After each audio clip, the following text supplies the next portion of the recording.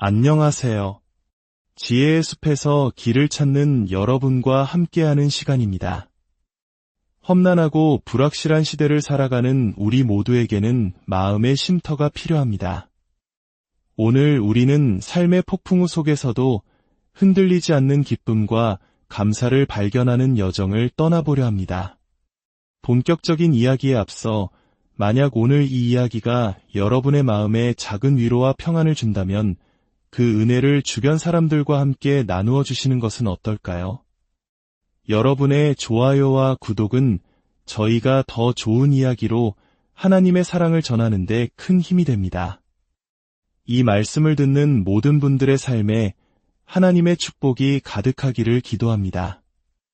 오늘 이야기는 한 목회자의 깊은 고백으로 시작됩니다. 그의 삶을 송두리째 바꾼 어느 추수감사절 아침의 기억입니다.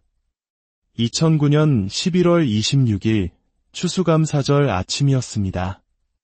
한국의 추석처럼 미국에서 추수감사절은 온 가족이 모여 한 해의 수확을 감사하고 사랑을 나누는 가장 중요한 명절 중 하나입니다. 그날따라 저는 늦잠을 잘 수 있었습니다. 피곤이 쌓였던 모양입니다. 잠에서 깨어 거실로 나가니 아내가 부엌에서 분주하게 저녁 식사 준비를 하고 있었습니다. 아내의 처가는 저희 집에서 차로 10분도 채 걸리지 않는 가까운 곳에 있었기에 우리는 오후 늦게 다 함께 모여 식사를 할 계획이었습니다. 제가 도울 일이 없는지 묻자 아내는 생후 6개월 된 막내딸 노라에게 젖병을 물려달라고 부탁했습니다. 저는 기쁜 마음으로 노라를 안아들고 우유를 먹였습니다. 아기들은 먹은 것을 곧잘 개어내곤 하죠. 그래서 저는 아주 조심스럽게 아이의 등을 토닥여 트림을 시켰습니다. 그리고는 아이를 보행기에 앉혀두고 거실로 돌아와 커피 한 잔을 들었습니다. 당시 6살이던 첫째 오드리와 4살이던 둘째 리드는 TV에서 방영되는 만화 영화에 푹 빠져 있었습니다. 저는 아이들이 만화를 보는 동안 잠시 소파에 앉아 쉬려고 했습니다. 보행기에서 의자까지는 불과 서너 걸음, 아주 짧은 거리였습니다. 그런데 바로 그 순간 제 인생을 바꿀 사건이 일어났습니다. 제 몸이 갑자기 통제 불능 상태에 빠지며 대발작을 일으켰습니다. 저는 그대로 앞으로 고꾸라지면서 벽난로 모서리에 얼굴을 부딪혔고 혀를 심하게 깨물었습니다. 그리고 아이들 앞에서 의식을 잃은 채 4분간 온몸을 떨었습니다. 발작하는 동안 제 다리는 벽난로 옆에 있던 부직갱이를 계속 걷어찼고 그 소리를 들은 아내가 무슨 일이냐고 물었습니다. 사실 저희 집은 워낙 활기차고 에너지가 넘쳐서 무언가 부딪히고 쨍그랑거리는 소리가 나는 것이 드문 일은 아니었습니다. 그래서 아내는 제가 넘어진 후 으레 그렇듯 괜찮아 하고 외치기를 기다렸다고 합니다. 하지만 제 목소리 대신 겁에 질린 딸 오드리의 목소리가 들렸습니다. 엄마, 아내는 즉시 방으로 달려와 저를 옆으로 눕히고 911에 신고했습니다. 구급차와 소방차가 곧바로 도착했습니다. 발작에서 깨어나는 과정에서 저는 심하게 저항했다고 합니다. 제 기억에는 없는 일이지만 구급대원 한 명을 주먹으로 때렸고 결국 진정제를 맞고서야 얌전해졌다고 합니다. 그 약물 때문에 저는 집에서 병원으로 이송되기까지의 모든 기억을 잃었습니다. 병원에서 눈을 떴을 때 저는 이미 몇 차례의 정밀 검사를 마친 후였습니다. 잠시 후 의사가 제 침대 옆으로 의자를 끌어당겨 앉더니 침착하지만 무거운 목소리로 말했습니다. 환자분의 오른쪽 전두엽에서 골프공 크기의 종양이 발견되었습니다. 즉시 뇌수술 전문의를 만나보셔야 합니다. 그 말을 듣는 순간 세상이 무너져 내릴 것 같았지만 이상하게도 저는 담담했습니다. 그저 이 지긋지긋한 병원을 빨리 떠나고 싶다는 생각뿐이었습니다. 그날 우리의 추수감사절 저녁 식사는 없었습니다. 가족들은 모두 병원 대기실에서 초조하게 저를 기다리고 있었습니다. 며칠 후 저는 뇌수술 전문의를 만났습니다. 그는 MRI 사진을 보여주며 상황이 매우 좋지 않다고 말했습니다. 다음 주 금요일에 바로 수술을 해야 합니다. 그는 저를 위로하려는 듯 자신에게 치료받았던 환자 중 한 명은 10년이나 살았다고 덧붙였습니다. 하지만 당시 제 나이는 겨우 38이었습니다. 10년이라니. 그 말은 전혀 위로가 되지 않았습니다. 결국 개두술을 받았고 종양은 역형성 희소돌기아 교세포종 3등급이라는 이름의 악성 뇌종양으로 판명되었습니다. 의사는 제게 남은 시간이 2년에서 3년 정도라고 말했습니다. 수술 후 18개월 동안 저는 고용량의 항암 치료와 방사선 치료를 견뎌내야 했습니다. 그로부터 15년이라는 세월이 흘렀습니다. 하나님께서는 의사들의 예측을 뛰어넘는 기적을 보여주셨습니다. 저는 지금 이 자리에 살아 숨쉬고 있습니다. 이 경험은 저희 가족에게 깊고 무거운 흔적을 남겼습니다. 하지만 그것은 동시에 가장 아름다운 선물이기도 했습니다. 우리는 언제 그 기억의 무게가 덮쳐올지 알 수 없습니다. 작년 추수감사절에는 막내딸 노라와 소파에 앉아 퍼레이드를 보다가 문득 이유 모를 감정이 북받쳐 올라 부엌으로 달려가 아내를 끌어안고 싶은 동안 소리내어 울었습니다. 하지만 그 눈물 속에는 슬픔만이 아닌 살아있음에 대한 깊은 감사가 담겨 있었습니다. 그리고 바로 지난주 저는 기적처럼 자라난 그 막내딸에게 첫 차를 사주었습니다. 수줍어하면서도 기쁨을 감추지 못하는 딸의 얼굴을 보며 운전대를 잡고 집으로 돌아오는 길에 저는 마음속으로 기도했습니다. 하나님, 이 순간을 볼 수 있게 해주셔서 정말 감사합니다. 제가 쓰러졌을 때 저는 우리 교회의 모든 성도님들께 영상 편지를 남겼습니다. 저는 제 두 딸의 손을 잡고 결혼식장에 들어가고 싶습니다.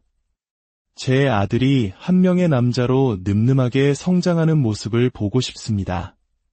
주님, 당신은 선하시고 저는 당신을 신뢰합니다. 제 삶은 당신의 것입니다. 하지만 저는 이 소망들을 이루고 싶습니다. 저는 제 간절한 바람을 성도님들과 나누고 함께 기도하기를 원했습니다.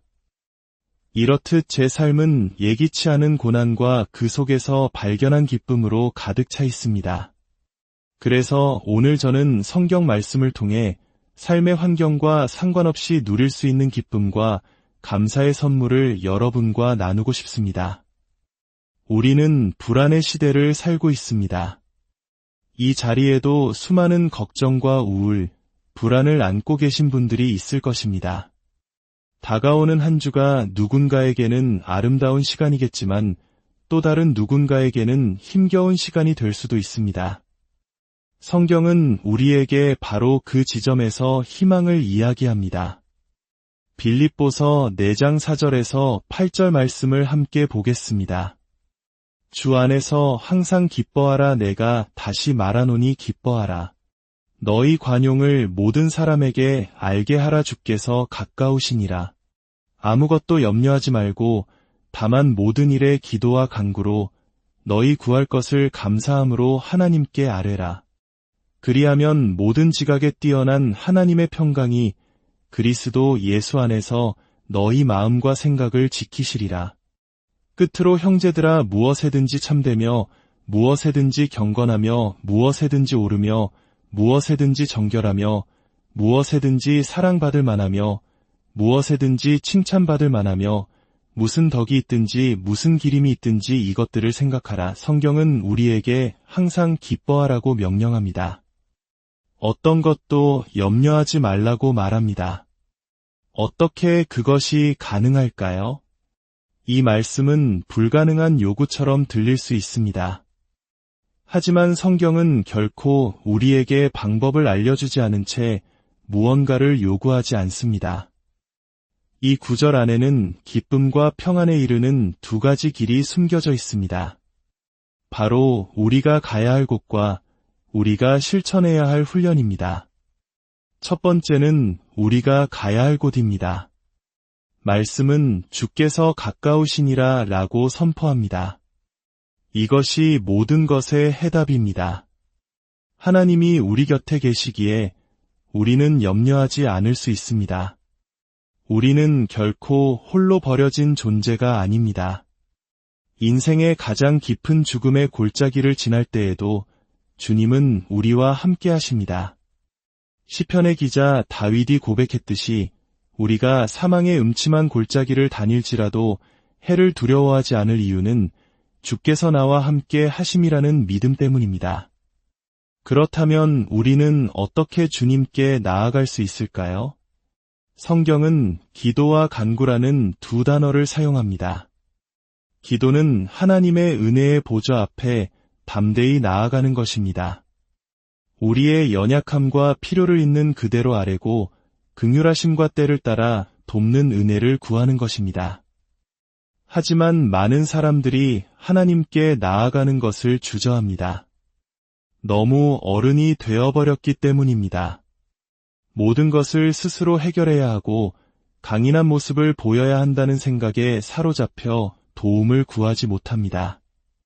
그러나 예수님은 우리에게 어린아이와 같이 되라고 말씀하셨습니다. 어린아이들은 부모에게 무거운 짐을 맡기는 것을 결코 부끄러워하지 않습니다. 아빠, 이거 들어주세요. 엄마, 나 좀 안아주세요. 그들은 자신의 연약함을 솔직하게 드러냅니다. 하나님은 우리에게 말씀하십니다. 그 무거운 짐을 내려놓으렴. 너 혼자서는 감당할 수 없단다. 내가 너를 위해 그 짐을 들어주겠다. 내게로 오렴. 그리고 간구는 우리가 원하는 것을 솔직하게 구하는 것입니다. 제가 투병 생활을 할 때 두 가지 신학적 견해 사이에서 혼란스러웠습니다. 한쪽에서는 오직 하나님의 뜻만을 구해야 한다고 말했습니다. 하나님, 당신의 뜻이라면 저를 고쳐주십시오. 그 외의 것을 구하는 것은 하나님에 대한 교만이라고 여겼습니다. 다른 한쪽에서는 제가 치유될 것을 강력하게 믿고 선포해야만 낫는다고 주장했습니다. 만약 낫지 않는다면 그것은 제 믿음이 부족하기 때문이라는 것이었습니다. 이 두 가지 모두 성경적인 균형을 잃은 생각입니다. 성경은 우리에게 우리가 원하는 것을 솔직하게 구하되 그 결과를 하나님의 주권에 맡기라고 가르칩니다. 두 손을 활짝 편 채로 말입니다. 저는 하나님께 간절히 기도했습니다. 하나님, 저는 살고 싶습니다. 딸들의 손을 잡고 결혼식장에 들어가고 싶고 아들이 성장하는 것을 보고 싶습니다. 제 아내를 다른 남자가 아닌 제가 지켜주고 싶습니다. 이것은 저의 솔직한 마음이었습니다. 어린아이가 아빠에게 떼를 쓰듯 저는 제 소원을 하나님께 아뢰었습니다. 두 번째는 우리가 실천해야 할 훈련입니다. 그것은 바로 감사입니다. 너희 구할 것을 감사함으로 하나님께 아뢰라. 그리고 8절은 이렇게 덧붙입니다. 무엇에든지 참되며 경건하며 옳으며 정결하며 사랑받을 만하며 칭찬받을 만한 것들을 생각하라. 놀랍게도 현대과학은 성경이 수천 년 전부터 가르쳐온 감사의 힘을 이제 막 발견하기 시작했습니다. 뇌과학자들은 감사를 실천하는 것이 우리 뇌를 물리적으로 변화시킨다는 사실을 밝혀냈습니다. 매일 단 3분에서 5분 감사한 일들을 목록으로 작성하는 것만으로도 놀라운 변화가 일어난다고 합니다. 이러한 훈련은 뇌 속에 새로운 신경회로를 만들어 행복 중추를 활성화시킵니다. 긍정적인 사고를 촉진하여 뇌 구조 자체를 재편성하고 스트레스 호르몬을 조절하여 두려움과 불안을 줄여줍니다. 또한 행복 호르몬이라 불리는 도파민과 세로토닌의 분비를 촉진합니다. 우리는 이 호르몬을 얻기 위해 차가운 얼음물에 들어가기도 하고 힘든 운동을 하기도 합니다. 하지만 감사를 실천하는 것만큼 강력한 방법은 없습니다. 감사는 어려운 상황 속에서도 희망의 빛을 발견하게 하고 역경을 이겨낼 힘을 줍니다. 면역력을 높여 건강을 증진시키고 타인의 장점을 보게 하여 더 깊은 인간관계를 맺게 합니다. 여러분, 우리는 우리가 무엇을 생각할지 선택할 수 있습니다. 이 세상 누구보다 여러분 자신에게 가장 많은 말을 하는 사람은 바로 자기 자신입니다. 당신은 스스로에게 어떤 이야기를 들려주고 있습니까? 세상의 부정적인 소리에 휩쓸려 비판과 불평의 고리에 갇혀 있지는 않습니까? 이제 그 고리를 끊어낼 시간입니다. 매일 단 3분만 시간을 내어 감사일기를 써보십시오. 어제 먹었던 맛있는 저녁 식사, 창문으로 들어오는 따스한 햇살, 친구가 건넨 다정한 말 한마디, 건강하게 운동할 수 있는 체력, 사랑하는 가족의 웃음소리. 처음에는 어제와 비슷한 목록이 반복될지 모릅니다. 하지만 의식적으로 매일 새로운 감사의 제목을 찾아보십시오. 바로 오늘, 지난 24시간 안에 있었던 작고 사소한 은혜들을 말입니다. 그렇게 할 때 빌립보서가 약속한 놀라운 선물이 우리에게 주어집니다.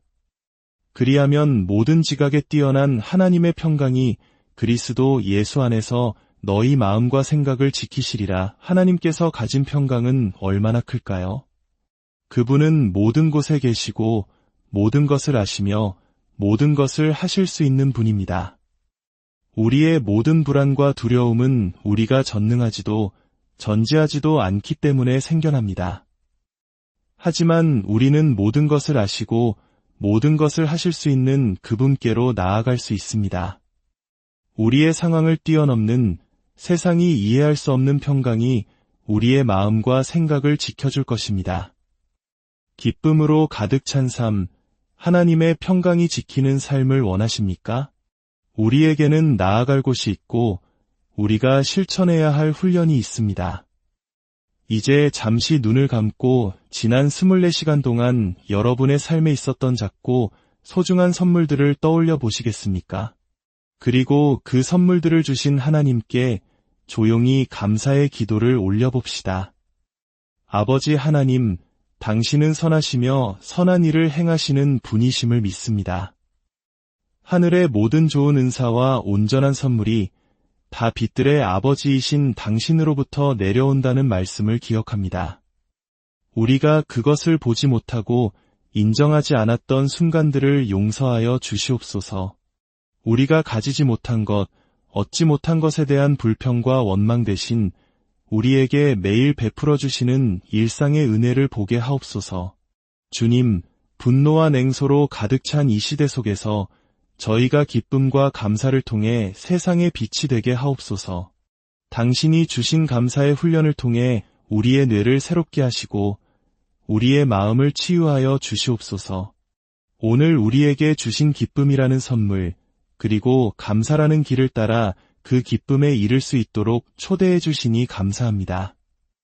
이제 우리의 삶이 당신이 주시는 평강과 기쁨으로 가득 차 주변으로 흘러넘치게 하옵소서. 이 모든 말씀, 우리를 사랑하시는 예수 그리스도의 이름으로 기도드립니다.